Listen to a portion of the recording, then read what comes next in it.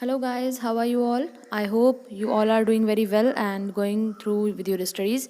So मेरा नाम है Dirgha Sharma and I am assistant teacher from UPSP की मर्ज। और हम दोबारा से एक दूसरे के साथ जुड़ गए हैं साइंस के कुछ टॉपिक्स को डिस्कस करने के लिए। कल हमने सेल के बारे में स्टडी की थी, सेल की शेप के बारे में स्टडी की थी कि वो classification on the basis of shape किस तरह से किया जाता है। और उसी के बाद हमने कुछ पॉइंट्स देखे थे कि सेल के ऑर्गेनेलीज क्या हैं, उसमें क्या क्या पाया जाता है। और आज हम पढ़ने वाले हैं प्लांट सेल के बारे में। सबसे पहले आपको प्लांट सेल का कॉन्सेप्ट क्लियर करना चाहिए, तो आप एनिमल सेल को बहुत आराम से कंसिडर कर पाते हैं। तो यहाँ मैंने एक डायग्राम आपको दिया है प्लांट सेल के लिए। आज हम इसको स्टडी करने वाले हैं। जो हमने कुछ उसके ऑर्गेनेलीज पढ़े थे उन्हीं को हम यहाँ पर देखेंगे कि वो किस तरह से प्लांट सेल में पाए जाते हैं। सबसे पहले जो हम बात करेंगे वो है सेल वॉल की।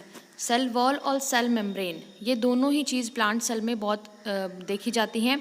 एनिमल सेल में आपको इनमें से कोई एक चीज़ मिलती है, वो मैं आपको अभी आगे जब एनिमल सेल पढ़ेंगे तब बताऊंगी। प्लांट सेल में आपको सेल वॉल मिलेगी, जो एक मोटी सी आप साइड में देख सकते हैं ग्रीन कलर की लेयर है, ये आपको दिखाई दे रही होगी, ये सेल वॉल है। और इसका काम फंक्शंस हमने कल पढ़े थे। और इसके बाद में आप सेकंड पॉइंट देखते हैं सेल मेम्ब्रेन, ऊपर डिनोट किया गया है। फर्स्टली तो आप एक बात ध्यान रखें, जब भी आप बायो का कोई डायग्राम बनाते हैं तो आप उसकी लेबलिंग को एक ही साइड में करें। कुछ बच्चे क्या करते हैं कि मैंने जैसे कॉपीज़ कई बार चेक करी हैं तो उनमें पता लगता है कि बच्चे एक जगह सेल वॉल को डिनोट कर रहे हैं, एक जगह माइटोकॉन्ड्रिया को डिनोट कर रहे हैं, फिर अपोजिट साइड में गोल्जी बॉडी को कर दिया।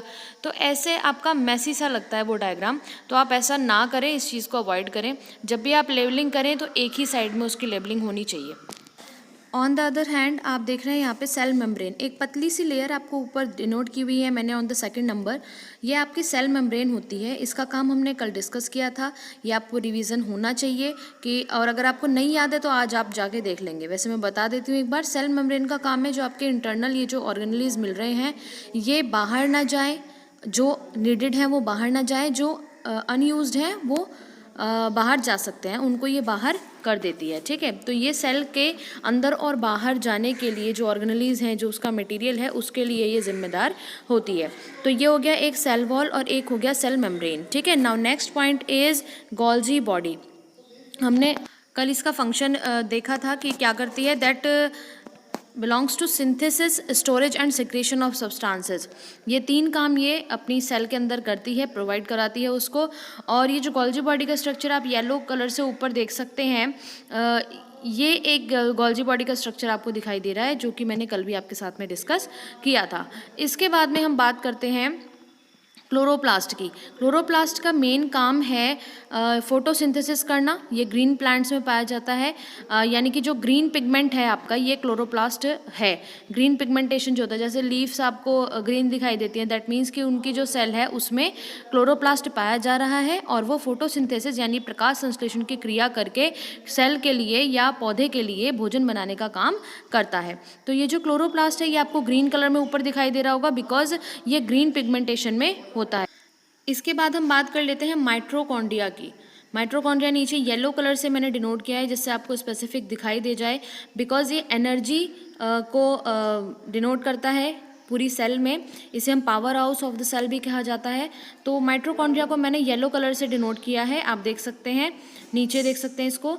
और इसके बाद हम बात करते हैं न्यूक्लियस के बारे में। न्यूक्लियस में देखिए आप, जो सेंटर में आपको दिखाई दे रहा होगा ब्राउनिश से कलर में, और उसमें एक रेड कलर का पिगमेंट है, तो यही आप देख सकते हैं, यह है न्यूक्लियस का फॉर्मेशन। ये पेरीफेरी की तरफ मिलता है, यानी कि किनारे की तरफ मिलता है प्लांट सेल में, जबकि एनिमल सेल में ये बिल्कुल सेंटर में पाया जाता है।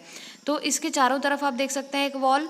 जैसे हम कई बार बच्चे करते हैं कि इस चूहे को खाने तक पहुँचाओ, तो उसमें वो आप पेन से ढूंढते हैं रास्ता किधर है, इसी टाइप का कुछ रास्ता आपको दिखाई दे रहा होगा साइड में। तो ये है एंडोप्लाज्मिक रेटिकुलम। ये न्यूक्लियस से और साइटोप्लाज्म से दोनों से जुड़ी हुई होती है। दैट मीन्स कि ये साइटोप्लाज्म और न्यूक्लियस दोनों के बीच में पाई जाती है। ठीक है, इसका पूरा नाम है एंडोप्लाज्मिक रेटिकुलम, शॉर्टकट में से बोल देते हैं ER। आप देख सकते हैं मैंने डिनोट किया हुआ है, ठीक है। और इसी पर छोटे छोटे कई बार राइबोसोम्स भी पाए जाते हैं, जो रेड कलर के राइबोसोम्स आपको बीच बीच में डॉट्स दिखाई दे रहे हैं अगर आप देख पा रहे हैं तो ये राइबोसोम्स भी कई बार पाए जाते हैं इसी एंडोप्लाज्मिक रेटिकुलम पे। अब न्यूक्लियस के अंदर की बात करते हैं। न्यूक्लियस के जैसे ये साइटोप्लाज्म भरा हुआ है पूरे प्लांट के सेल के अंदर, उस साइटोप्लाज्म की तरह ही जो न्यूक्लियस के अंदर का द्रव्य है उसको बोलते हैं न्यूक्लियोलस। और ये न्यूक्लियोलस का मेन काम है कि वो वहाँ पर DNA को रेप्लिकेट करने के लिए या फिर सेल के अंदर जो क्रोमोसोम्स की गतिविधियाँ हैं वो सब करने के लिए उनको प्रोवाइड कराता है स्पेस। तो यहाँ पर आप अंदर थ्रेड लाइक के स्ट्रक्चर देख रहे होंगे। थ्रेड लाइक स्ट्रक्चर मतलब धागेनुमा संरचना जो आपको दिखाई दे रही है, ये एक्चुअली है न्यूक्लिक एसिड, ठीक। DNA और डीऑक्सी राइबो न्यूक्लिक एसिड्स हैं और इन्हीं के अंदर राइबोसोम्स और क्रोमोसोम्स आपके पाए जाते हैं। तो ये क्या हो गया, सेंटर ऑफ सेल, क्या मतलब न्यूक्लियस, ठीक है। और न्यूक्लियस के अंदर आपके पार्ट्स दिखाई दे रहे हैं आपको, एक है सेंट्रोल और एक है न्यूक्लियोलस और थर्ड आपको दिखाई देगा न्यूक्लिक एसिड। और इसके चारों तरफ पाई जा रही है एंडोप्लाज्मिक रेटिकुलम। उसके अलावा यहाँ पे नीचे की साइड आपको एक वैक्यूल दिखाई दे रही होगी। वैक्यूल को हमने कहा था पानी से भरी पन्नी, इसको मैंने इसीलिए ब्लू कलर से दिखाया है जिससे आपको दिमाग में एक इमेज आपको सेट हो सके। इसका काम हमने कल आपको बताया था कि एनिमल सेल में ये छोटे छोटे वैक्यूल्स अलग अलग जगह पर दिखाई देते हैं, लेकिन प्लांट सेल में आपको ये एक बड़ी वैक्यूल दिखाई देगी जो एक ही लार्ज वैक्यूल आपको दिखती है। इसी के अंदर स्टोरेज होता है साल्ट, वाटर और अदर सब्सटेंसेस की बैलेंसिंग के लिए।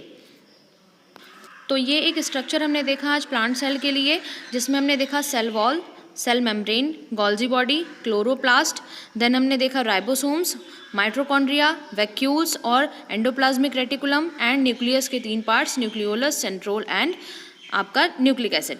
तो ये पूरा स्ट्रक्चर जो है एक प्लांट सेल का है और इसको आप कंसिडर करें और इसकी प्रैक्टिस करें डायग्राम की। जो भी बच्चे आगे बायो से कुछ करना चाहते हैं या डॉक्टरी लाइन में जाना चाहते हैं तो उनके लिए ये सब मटेरियल जो है बहुत काम आने वाला है। ये सब आपको 11th-12th तक भी काम करता है और ये डायग्राम्स की प्रैक्टिस आप हाथ से बना बना के जितनी करेंगे उतना ज़्यादा ये पक्के हो जाते हैं आपके। Now we will consider the animal cell. अब एनिमल सेल में यहाँ पे ज़रा सा एक पॉइंट है कि जो इसका न्यूक्लियस है वो सेंटर में पाया जाता है, यहाँ पे साइड्स में है। इसके अलावा बाकी ऑर्गेनेल्स की बात कर लेते हैं। नंबर 1 इज़ न्यूक्लियस, ये आप देख सकते हैं ऑरेंज कलर में न्यूक्लियस दिखाई दे रहा है और उसी के अंदर न्यूक्लियोलस भी दिखाया जा रहा है जो वहाँ पे फ्लूइड भरा होता है। और उसके बाद न्यूक्लियर एनवलप दिखाया जा रहा है यानी कि न्यूक्लियर मेम्ब्रेन जिसे बोल देते हैं। उसके बाद आपको साइड में देखते हैं आप इसका जो स्ट्रक्चर है, इसमें सेल वॉल नहीं पाई जाती है, केवल सेल मेम्ब्रेन दिखाई दे रही है। आपको केवल एक शेल दिखाई दे रही है पर्पल से कलर की, जिसे सेल मेम्ब्रेन के रूप में डिनोट कर रखा है लेफ्ट साइड में नीचे से सेकंड पॉइंट पे।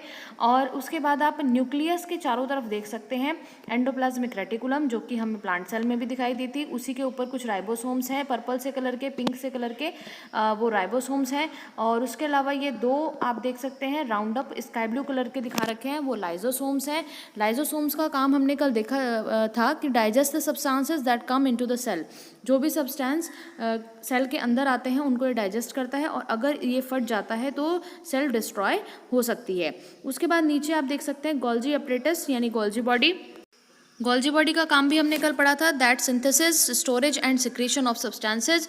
और इसके अलावा आप देख सकते हैं साइटोप्लाज्म, जो लाइट ग्रीन कलर का यहाँ पे फ्रूट भरा हुआ दिखाया है सेल मेम्ब्रेन के अंदर, जिसमें ये सारे ऑर्गेनेलीज जो हैं इधर उधर विचरण करते रहते हैं, उसे कहते हैं साइटोप्लाज्म।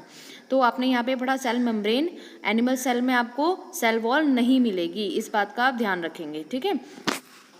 तो ये है आपकी सेल, एनिमल सेल, और जिसमें डिफरेंट ऑर्गेनेलीज हैं। और ऑन द अदर हैंड ये पेंटागोनल जो शेप है ये है प्लांट सेल और इसके भी ऑर्गेनेलीज आपको दिखा दिए गए हैं, ठीक है। तो यहाँ पे केवल एक माइनर सा डिफरेंस है सेल वॉल और सेल मेम्ब्रेन का एंड इसके अलावा सेंट्रोसोम का। तो ये हमने दोनों तरह की सेल आज देख ली हैं। और कल हम पढ़ने वाले हैं टिश्यूज़ के बारे में, मेरिस्टेमेटिक टिश्यूज़ कौन से होते हैं, परमानेंट टिश्यूज़ कौन से होते हैं, किस तरह से टिश्यूज़ सेल के द्वारा बने होते हैं। तो ये सब हम कल कंसिडर करेंगे। आप लोग क्लास को ध्यान से करते रहें and thank you so much for watching this video. Like, subscribe and share कर लिया कीजिए जिससे आपको फ़ायदा हो जाए। आपके दोस्तों के साथ शेयर कर दिया कीजिए जिससे उन्हें कंटिन्यू कंटेंट मिलता रहे। और ये बेल आइकन को प्रेस कर लिया कीजिए जिससे नोटिफिकेशंस आपको मिल जाएंगे कि आपकी वीडियोज़ आ चुकी हैं और आप इसे कंटिन्यू स्टडी में यूज़ कर सकते हैं। So guys keep learning.